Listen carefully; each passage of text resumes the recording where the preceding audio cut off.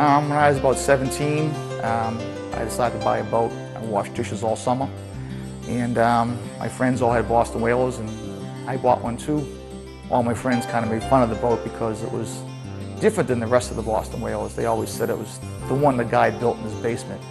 Seeing that the boat was old, I decided to start restoring it. The people at Boston Whaler had contacted me about the boat, and I said, well, if you want to come look at the boat, I'll just drive it down to Edgewater. You can take a look at it. The Boston Whaler people, they completely refurbished it, completely finished the inside and the out, all new mahogany. Their words were to me, it says, you won't believe this boat, how good it come out. And they had said, when you see this boat, you don't even want to put it in the water again. One of the most memorable experiences is with my girlfriend up in Ossipee Lake, up in New Hampshire. We rented a cottage for a week and took the boat with us, skiing and fishing, exploring, and we had a great summer. We had a great week, and of course right now she's my wife, and I guess everything worked out pretty good. Some of my great memories with the brand. When I was just a young teenager growing up, I was in a sailing camp. I can remember my first time I ever drove a boat was a 13 boat with a 40 on it. And to me and to all of us at the time, that was just a rocket ship on the water. It was a lot of fun and a lot of great memories. One of the fond memories that I have of Whaler was actually producing the first boat out of the Edgewater facility. It was a 27 center console. It was a group of about 20 employees that we had. The boat was actually molded in Boston and transported down here for us to do the finish work and the assembly.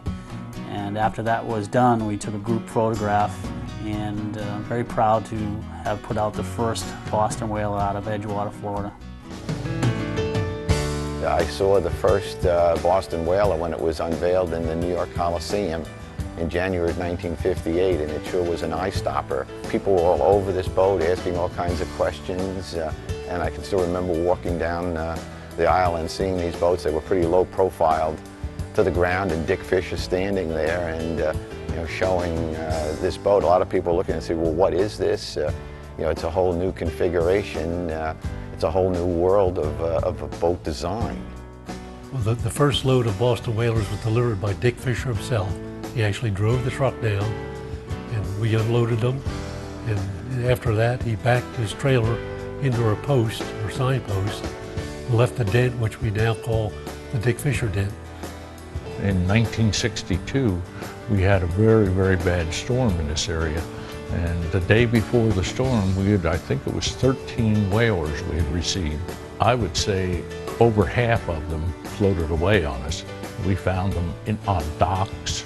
We had no damage. No damage. Not one boat was damaged. In fact, we took a small whaler, put a small motor on it.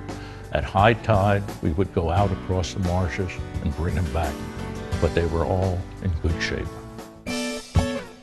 Instead of doing a traditional ribbon cutting, we put a 13-footer out on the sidewalk.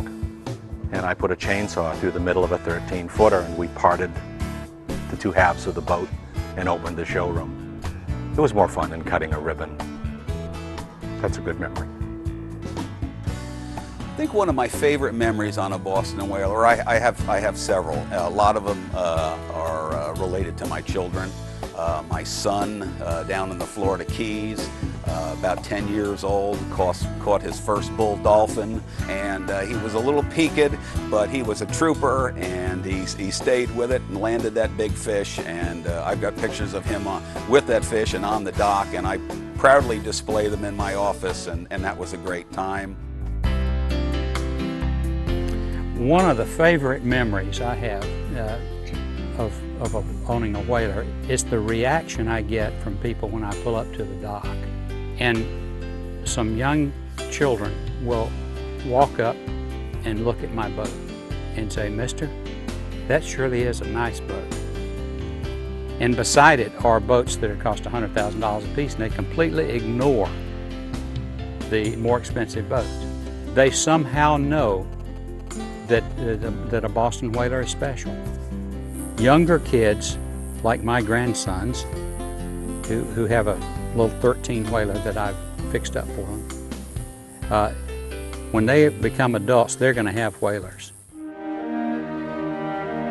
I can remember being on a company outing in Cape Cod Bay and getting into a school of humpbacked whales and just sitting there with the engines dead while these whales put on a show running around us. A lot of good memories. Certainly the 50th anniversary is a very exciting time for Boston Whaler, and I will tell you that I am both honored as well as proud of all of our 400 plus employees that are responsible for really making this brand what it is today, all of our dealers worldwide, and also the people that own the product. We have been steadfast with what our brand stands for, which helps further define and support the unsinkable legend. We've got this great foundation of product and brand and pride and passion that just fuels everything that we do here at Boston Whaler.